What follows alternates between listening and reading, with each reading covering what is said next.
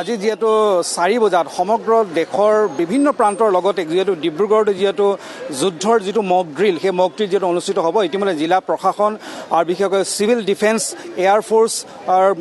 তদুপৰি চিকিৎসা fire brigade সকলোবিলাক ইতিমধ্যে সাজু হৈছে আৰু ডিব্ৰুগড়ৰ মাজমজিয়া যেটো কল ৰুট বুলি কয় এই কল ৰুটতে এই মক ড্ৰিল হ'ব 4 বজাৰ লগে লগে মক ড্ৰিল হ'ব আৰু 4 বজাৰ লগে লগে ইয়াত সাইৰেন বাজি উঠিব এয়াৰ ফোৰ্সে যেহেতু সমগ্ৰ মক ড্ৰিলৰ যি নেতৃত্ব দিব এয়াৰ ফোৰ্সৰ টিম ইতিমধ্যে ইয়াত আহি আছে কিছু সময় পিছতে তেওঁলোক পাবহি ইতিমধ্যে ইয়াত এনচিচি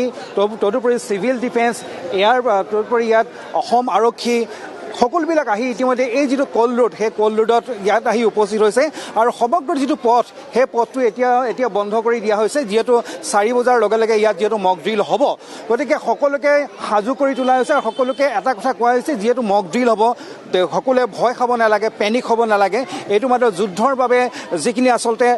সজাগতা সেই সজাগতাৰ সন্দৰ্ভত যেহেতু এইটো মক ড্ৰিলটো কৰা হৈছে এই কথা সকলোকে ইতিমধ্যে এনাউন্স কৰি বুজাই দিয়া হৈছে আৰু সমগ্ৰ পথটো যেটো কল ৰুট সেই কল ৰুট এটা ব্যস্ত চহৰৰ আটাইতকৈ ব্যস্ত যেটো পথ সেই পথতে আচলতে এই মক ড্ৰিল কৰিবলৈ লোৱা হৈছে আৰু সম্পূৰ্ণৰূপে পথটো ইতিমধ্যে বন্ধ কৰি দিয়া হৈছে আৰু কোনো ধৰণৰ ইয়াত যাতে গাড়ী মটৰ আহিব নোৱাৰে তাৰ বাবে ব্যৱস্থা কৰা হৈছে যেহেতু আমাৰ লগত আছে কি ক'ব যেহেতু মক ড্ৰিল 4 বজাৰ লগে লগে আৰম্ভ হ'ব কি ক'ব গোটেই ব্যৱস্থাটোৰ সন্দৰ্ভত বা আজি পুৱাৰ যেটো এয়াৰ ষ্ট্ৰাইক হ'ল অপাৰেশ্যন সিন্দুৰ আৰম্ভ হৈ গ'ল কি ক'ব এই সন্দৰ্ভত নিশ্চয়কৈ আপোনালোকে জানে যে পেহেলগাঁৱত যেটো এটা খুব কৰুণ ঘটনা সেই ঘটনাৰ প্ৰতিহত কৰিবৰ কাৰণে আজি ভাৰত চৰকাৰে ভাৰতে পাকিস্তানত যি সন্ত্ৰাসবাদী ঘাটিবোৰ উচ্ছেদ কৰিছে এইটো এটা প্ৰথম এটা পদক্ষেপ এই পদক্ষেপে তেওঁলোকক কৈছে সন্ত্ৰাসবাদীসকলক কৈছে যে কোনোৱে যাতে ভাৰতৰ এনেধৰণৰ ঘটনা নহয় সেই ক্ষেত্ৰত যাতে তেওঁলোকে হুঁচিয়াৰ অলপ হয় কাৰণ ভাৰতে কোনো কাৰণতেই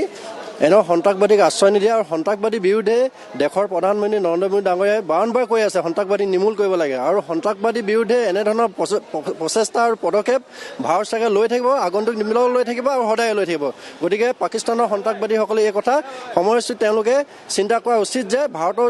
ভাৰতৰ বিৰুদ্ধে যে তেওঁলোকে ইনিচিয়েটিভ লয় তেওঁলোকে ইয়াতকৈ যে তেওঁলোকৰ বিৰুদ্ধে যথেষ্ট ভয়ানক পৰিৱেশ সৃষ্টি হ'ব নিশ্চয় সন্ত্ৰাসবাদীৰ বিৰুদ্ধে আচলতে ভাৰত চৰকাৰে গুৰুত্বপূৰ্ণ পদক্ষেপ গ্ৰহণ কৰিব গতিকে সকলো লোক ইতিমধ্যে সাজু হৈছে মক ড্ৰিলৰ সন্দৰ্ভত কি ধৰণৰ তেওঁলোকক নিৰ্দেশনা দিয়া হ'ব কেনে ধৰণৰ সজাগতা সৃষ্টি কৰা হ'ব বা কেনে ধৰণৰ ব্যৱস্থাবিলাকৰ বিষয়ে জনসাধাৰণক কোৱা হ'ব এইবিলাক শুনিবৰ বাবে সকলো ৰাইজ ইতিমধ্যে উপস্থিত হৈছে কি ক'ব ইতিমধ্যে যেহেতু ইণ্ডিয়ান এয়াৰ ফোৰ্চে এয়াৰ ষ্ট্ৰাইক কৰিছে পাকিস্তানৰ বিভিন্ন ধৰণৰ ঘাটিবিলাক সন্ত্ৰাসবাদী ঘাটি আজি ইয়াত মক ড্ৰিল হ'ব কি ক'ব এই সময়ত এজন সাধাৰণ নাগৰিক হিচাপে কি ক'ব আমাৰ দায়িত্ব হয় কি এতিয়া যেনেকৈ ইণ্ডিয়া সেনাত যে এইটো এটেক কৰিছে এইটো মানে বহুত ভাল কাম কৰিছে আৰু নেক্সট ইয়াতকৈ বেছি আৰু এনেকৈ এটেকটো কৰিব লাগে যেনেকৈ কিবা পাকিস্তান বাৰে বাৰে যে আমাৰ দেশত যেনেকৈ আতংকবাদ ফেলাই আছে এইবিলাক একেবাৰে খতম কৰিব লাগে আৰু সেইকাৰণে মানে যে আমি আহ্বান জনাই আছোঁ ইণ্ডিয়া গভৰ্ণমেণ্টত কি আৰু মানে ইয়াতকৈ ভালকৈ এটেক কৰি আৰু মানে যোনটো বাৰে বাৰে হৈ যায় এইবিলাক হ'ব নালাগে সকলো ৰাইজৰ এটাই কথা এই আচলতে আৰম্ভণি ইয়াতকৈও আচলতে উচিত শিক্ষা দিব লাগে যাতে সন্ত্ৰাসবাদ সম্পূৰ্ণভাৱে নিৰ্মূল হৈ যায় এই পথটো দেখিছে ইতিমধ্যে সকলো ৰাইজ ওলাই আহিছে কাৰণ এনাউন্স কৰা হৈছে যে মক ড্ৰিল কৰা হ'ব এই মক ড্ৰিলবোৰ ৰাইজে চাব লাগিব আৰু ৰাইজলৈ কিছুমান পৰামৰ্শ আগবঢ়াব সেইবিলাক ৰাইজে শুনিব লাগিব এইখিনি কথা যিহেতু এনাউন্স কৰি থকা হৈছে যাৰ বাবে ইয়াত গাড়ী মটৰসমূহ খালী কৰি দিয়া আছে কিন্তু জনসাধাৰণৰ ইয়াৰ উপস্থিতি লাগিব কাৰণ কেনেধৰণৰ ইয়াৰ পৰামৰ্শবিলাক আগবঢ়াব যিহেতু কোৱা হৈছে চিভিল ডিফেন্সৰ লগতে যিটো এয়াৰ ফ'ৰ্চৰ লোকসকল আহিব যেহেতু বিশেষকৈ এয়াৰ এটেকৰ সময়ত আচলতে কেনেধৰণৰ সাৱধানতা অৱলম্বন কৰিব লাগে সেই বিষয়ে যিহেতু ইয়াত কোৱা হ'ব সেইকাৰণে এয়াৰ ফ'ৰ্চৰ লোকসকল আহিব আৰু তেওঁলোকে যিখিনি পৰামৰ্শ আগবঢ়াব ৰাইজৰ প্ৰতি যিখিনি পৰামৰ্শ আগবঢ়াব সেই পৰামৰ্শবিলাক যাতে ৰাইজে শুনে আৰু তাৰ প্ৰতি পৰৱৰ্তী সময়ত যদি কেনেবাকৈ এনেকুৱা এয়াৰ এটেকৰ যদি সন্মুখীন হ'বলগীয়া হয় তেতিয়া ৰাইজে কি ধৰণকে নিজকে প্ৰতিৰক্ষা কৰিব লাগিব কি ধৰণে নিজকে বচাব সেই সন্দৰ্ভত যিহেতু তেওঁলোকৰ পৰামৰ্শ আগবঢ়াব যাৰ পৰিপ্ৰেক্ষিতত এই মক ড্ৰিল কৰা হৈছে গতিকে ইয়াত সকলো লোককে ইয়াত সাৱধানে অৰ্থাৎ ইয়াত আহিবলৈ কৈছে মক ড্ৰিলটো চাবলৈ কৈছে আৰু ইয়াৰ পৰা যিখিনি পৰামৰ্শ লাগে সেইখিনি ল'বলৈ কৈছে কিন্তু কোনো ধৰণৰ ইয়াত তেওঁলোকে ভয় খাবলৈ মনা কৰিছে পেনিক হ'ব নালাগে কাৰণ এইটো মক ড্ৰিল হ'ব আৰু যিহেতু এনেকুৱা সময় যুদ্ধৰ এনেকুৱা সময়ত যিহেতু এইটো খুবেই প্ৰয়োজন হয় 71 পিছত ইয়াত যিহেতু এই মক ড্ৰিলটো কৰা হৈছে যুদ্ধৰ সন্দৰ্ভত যি মক ড্ৰিল কৰা হৈছে এই মক ড্ৰিলৰ সন্দৰ্ভত কি ক'ব ইতিমধ্যে যিহেতু পুৱাৰ ভাগত যিহেতু এয়াৰ ষ্ট্ৰাইক হৈছে ইতিমধ্যে পাকিস্তানত কেইবাটাও সন্ত্ৰাসবাদী ঘাটিত আক্ৰমণ কৰিছে ইণ্ডিয়ান এয়াৰফ'ৰ্চে আৰু আজি এতিয়া ইয়াত মক ড্ৰিল কৰা হ'ব কি ক'ব গোটেই সন্দৰ্ভত আপোনাৰ মতামত কি? ভালে কৰিছে, কৰিব লাগে। মানুহ মানে প্ৰিকশ্যন ল'লে ভাল, প্ৰিকশ্যন লৈ থাকিলে ভাল হয় আৰু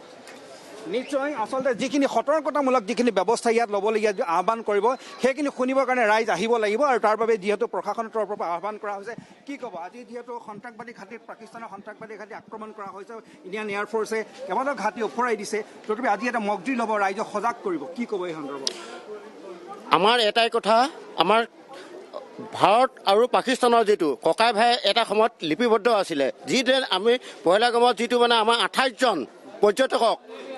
যি সন্ত্ৰাসবাদ তেওঁলোকে সৃষ্টি কৰিছে আমি প্ৰত্যুত্তৰ দিবৰ কাৰণে সমগ্ৰ ভাৰতে সমগ্ৰ জনগণে আৰু অসমে আমি সাজু হৈ আছোঁ। এই হাতত প্ৰত্যেকে হাত দাঙি ওলাব লাগিব, যামেই আৰু প্ৰত্যুত্তৰ দিমেই। কাৰণ তেজে আঙুলি কৰিবলৈ কোনো অধিকাৰ নাই, মানৱ জাতিটোক তেজে আঙুলি কৰিবলৈ অধিকাৰ নাই। সেই অধিকাৰ কোনো নিদিয়ে, আজি কোনো ভগৱানো নিদিয়ে, আল্লাই নিদিয়ে, কোনো নিদিয়ে। আল্লাহ বুলি কয় তেওঁলোকে ক'ৰবাত মছজিদ পায় কিবা কৰি পায়। ধৰ্ম জনগোষ্ঠীগত কথা ক'ব নিবিচাৰোঁ, কিন্তু কথাটো হ'ল তেওঁলোকে যিটো বিভাজনত গৈ আছে আজি 28জন পৰ্যটকক যিধৰণে নৃশংসভাৱে হত্যা কৰিলে কি দুখ আছে তেওঁলোকৰ?